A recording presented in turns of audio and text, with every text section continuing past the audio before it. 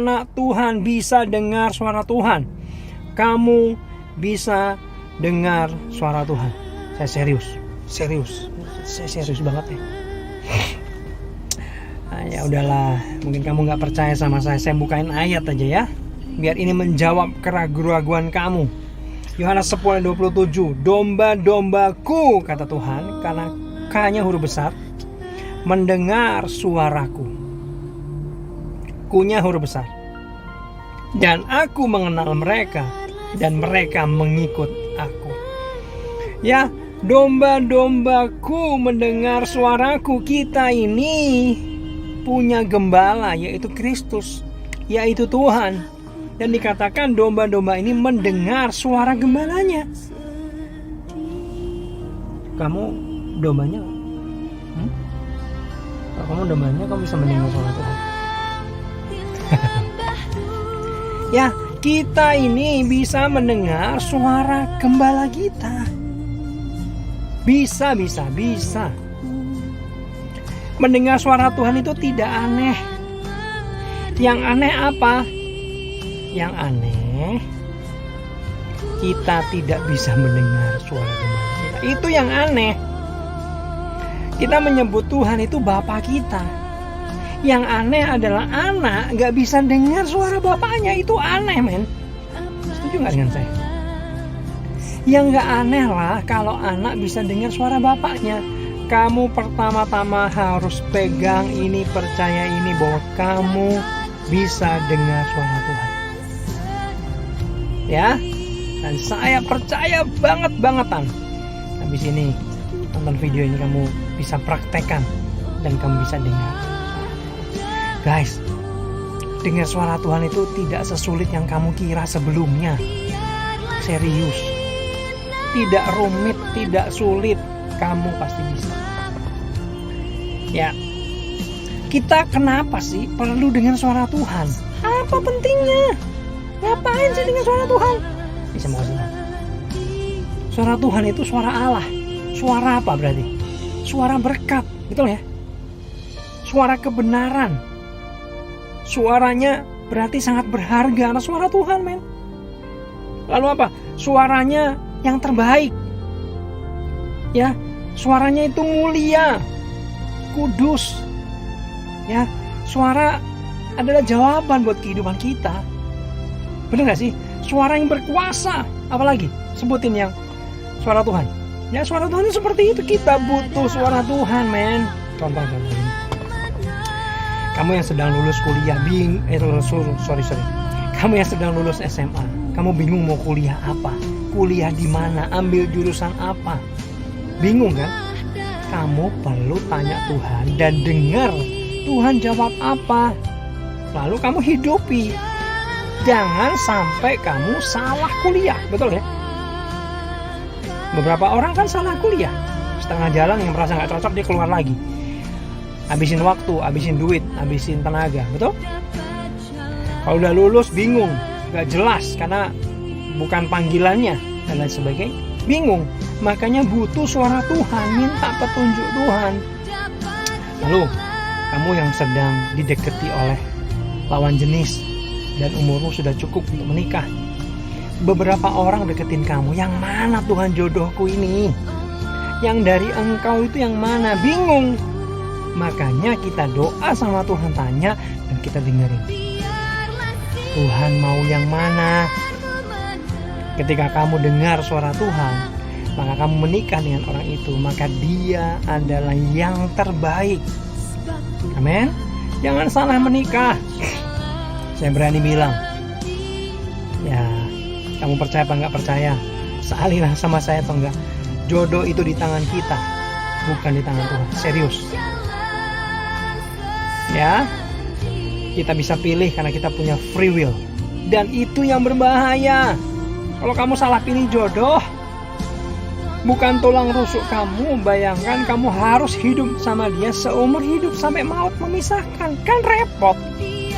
Makanya kita perlu dengar suara Tuhan. Suara Tuhan buat penting apa lagi sih?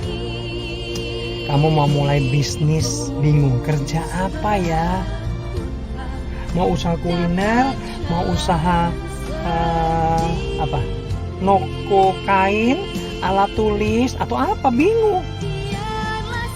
Banyak orang salah memulai usaha, salah pilih bidang, gagal, buang-buang uang, buang-buang modal, buang-buang waktu dan tenaga. Betul? Kita perlu tanya Tuhan, Tuhan, aku kerja apa? Aku bisnis apa? Aku ambil franchise apa? Aku mulainya dari mana? Lalu dengerin. Dan ketika kamu dengar suara Tuhan, itu adalah tuntunan ilahi. Itu adalah suara berkat. Itu adalah suara yang menjadi petunjuk kebenaran buat kita, terbaik. Makanya kita perlu peka, teman-teman. Amin, amin, amin, amin, amin. Awas kalau nggak amin. Ya, lalu kamu yang pengen mulai pelayanan apa? Pelayanan di mana? Dengan siapa? Kamu perlu doa, tanya Tuhan, lalu dengar Tuhan bicara apa. Tuhan bisa berbicara dan Tuhan masih berbicara sampai hari ini. Kak, ya kitab kayaknya banyak di perjanjian lama, Kak, Tuhan berbicaranya kepada nabi-nabi. Tapi perjanjian baru jarang Tuhan berbicara, atau Roh Kudus berbicara. Itu awalnya saya mikir gitu, teman-teman. Kayaknya di perjanjian baru jarang banget Roh Kudus berbicara, Tuhan berbicara, jarang banget. Tapi saya menemukan ternyata banyak. Dan saya mau bagi sama kamu hari ini. Kamu siap? Ambil Bible-mu, ambil catatan bila perlu. Ya. Nah, contoh nih. Saya ambil beberapa, tapi saya nggak baca semua. Saya singkat-singkat karena waktu ya. Kisah Para Rasul 8 ayat 29. 8 ayat 29 berkata, lalu kata roh, R-nya huruf besar. Lalu kata roh. Roh Kudus ini. Oh, Roh Kudus berkata loh. Lagi. Kisah Para Rasul 10 ayat 19. Berkatalah roh, R-nya huruf besar lagi. Oh, ternyata Roh Kudus berbicara. Oh, dia bisa berbicara toh. Lanjut lagi, Kisah Para Rasul 13 ayat 2. Berkatalah Roh Kudus. Oh my God, Roh Kudus sekali lagi bisa berbicara. Ya, Kisah Para Rasul 13 ayat yang keempat. Disuruh Roh Kudus. Gimana nyuruhnya? Pasti Roh Kudus berkata-kata. Pasti Roh Kudus berbicara. Betul ya? Ada lagi ayat di Alkitab yang Roh Tuhan melarang. Artinya menahan. Itu dengan perkataan. Ya, Roh Kudus membisikkan, ada itu. Jadi Roh Kudus bisa berbisik, bisa berkata-kata. Nah, yang saya mau ajarkan ini teman-teman, bukan suara Tuhan yang audible ya. Audible itu apa sih, Kak? Audible itu yang terdengar telinga jasmani, bukan. Ya, itu jarang terjadi. Saya nggak ngajarin itu hari ini, tapi ngajarin suara yang ada di hati kita. Ya, saya tidak pernah sama sekali mendengar suara Tuhan secara audible telinga jasmani, nggak pernah. Tapi saya sering banget sih enggak, Tuhan berbicara di hati saya. Dan saya, puji Tuhan lah ya, mulai bisa membedakan ini suara Tuhan, suara diri sendiri, atau suara setan. Dan saya mau ajarkan kepada kamu, supaya kamu juga bisa membedakan ini suara Tuhan kah? Ini suara diri sendiri kah? Ini suara setan kah? Nah, teman-teman, bagaimana sih bisa mendengar suara Tuhan?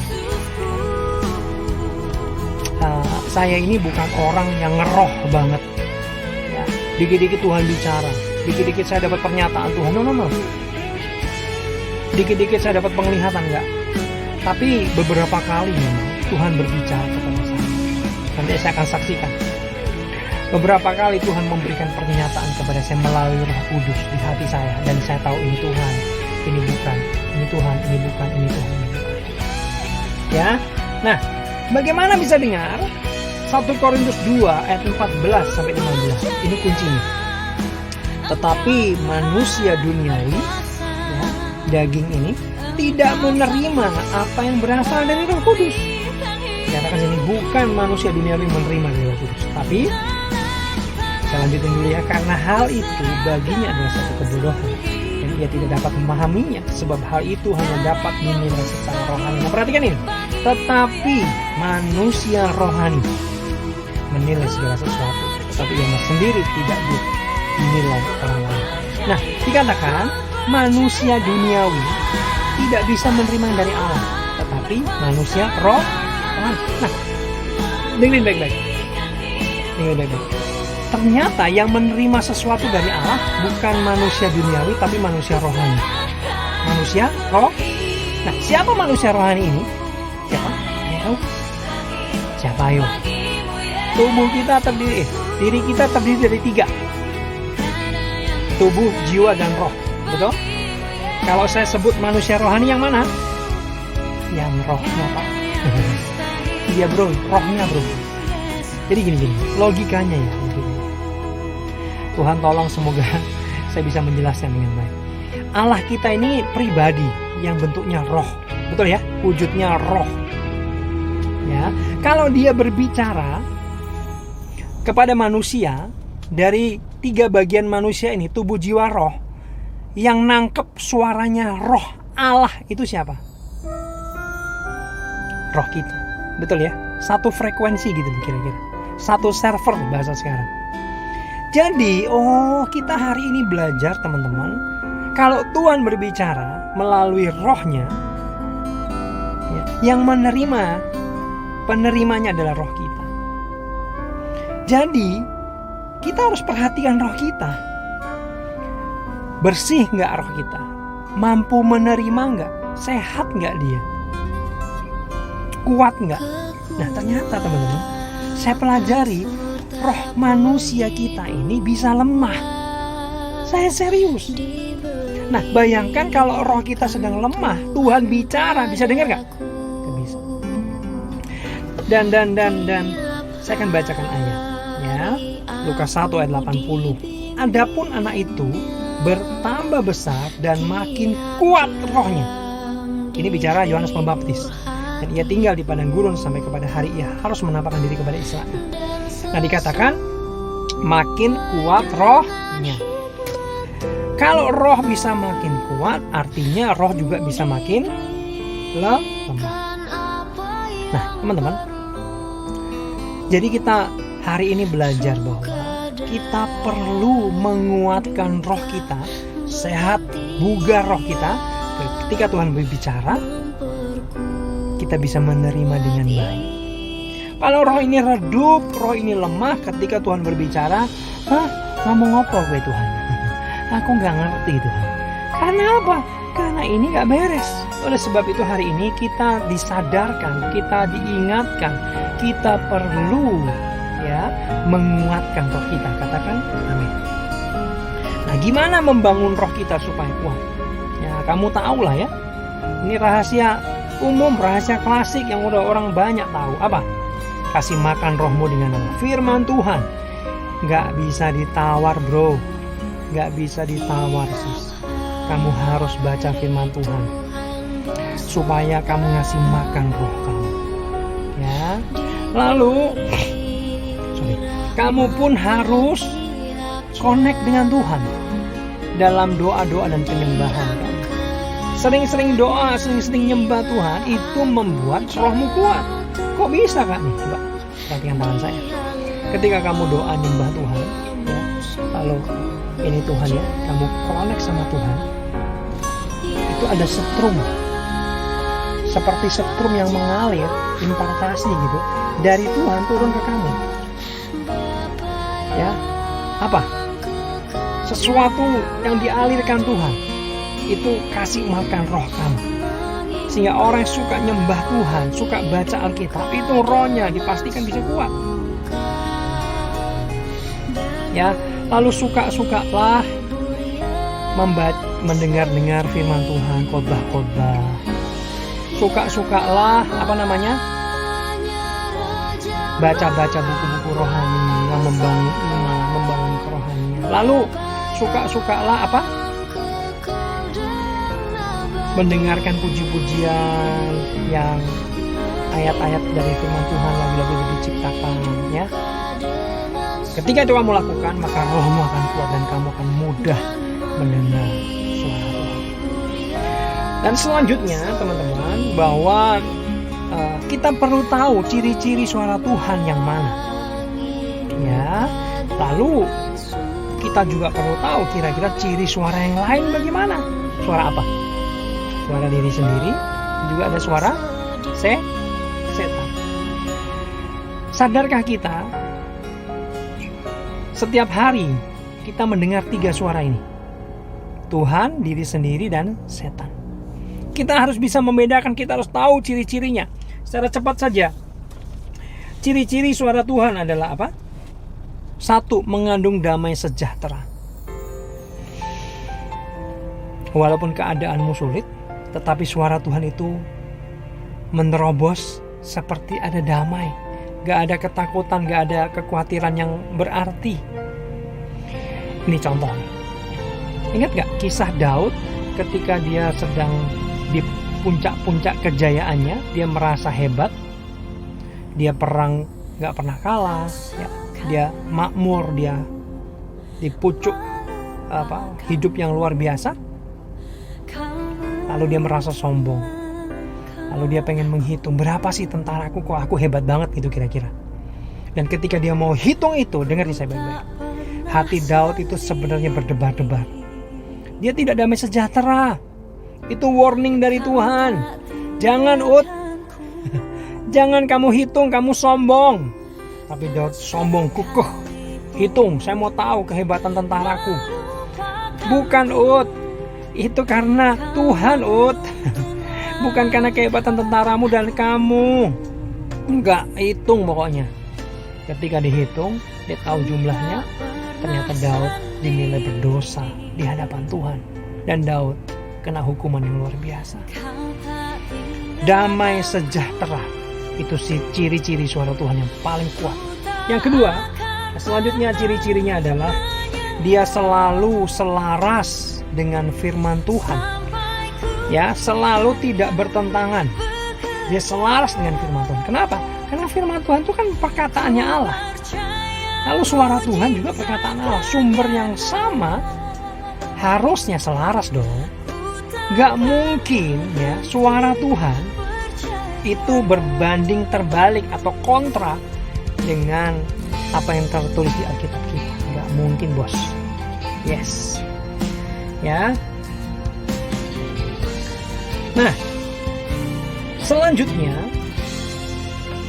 suara Tuhan itu cirinya selalu arahnya mempermuliakan nama Tuhan. Ya, untuk kemuliaan Tuhan, kemuliaan namanya, untuk keuntungannya Tuhan. Ya. Lalu tidak untuk memuaskan nafsu kedagingan kita. Gak mungkin suara Tuhan untuk memuaskan nafsu kedagingan kita. Itu pasti bukan itu. Lalu suara Tuhan adalah mencerahkan, memerdekakan, datang sebagai jawaban. Tapi ini bukan hasil perenungan kita. Ini tiba-tiba datang dan sebagai jawaban Tuhan. Jadi bukan kamu ada masalah lalu kamu mikir-mikir solusi apa, lalu kamu dapat solusi dan itu suara Tuhan. Bukan, itu suara diri kamu sendiri, hasil olah pikir. Tapi suara Tuhan tanpa mikir tiba-tiba datang sebagai jawaban. Wah. Nah, itu kira-kira apa? Garis besar ciri-ciri suara Tuhan. Nah, kalau ciri-ciri suara setan atau suara diri kita itu gini, hampir kebalikan. Contoh, kalau tadi suara Tuhan adalah damai sejahtera, kalau suara setan bukan damai sejahtera, tapi sebaliknya. Dia suaranya mendakwa, menyalah-nyalahkan, kamu gak layak, kamu berdosa, gak usah doa, gak layak. Sering kamu dengar itu? Bos, itu suara setan, bos. Untuk membuat kamu jauh dari Tuhan. Ya, selanjutnya, gak mungkin melawan firman Tuhan. Kalau melawan dipastikan itu suara setan. Ya, lalu kamu bisa cek kemuliaannya arahnya ke siapa nih? Kalau kemuliaannya arahnya untuk kesombongan kamu, keegoisan kamu, nama baik kamu, hai, itu suara diri kamu sendiri. Ya, kalau suara itu untuk memuaskan kedagingan kamu, bos, itu suara kedagingan kamu, itu suara diri kamu sendiri, bukan suara Tuhan, bos. Ya.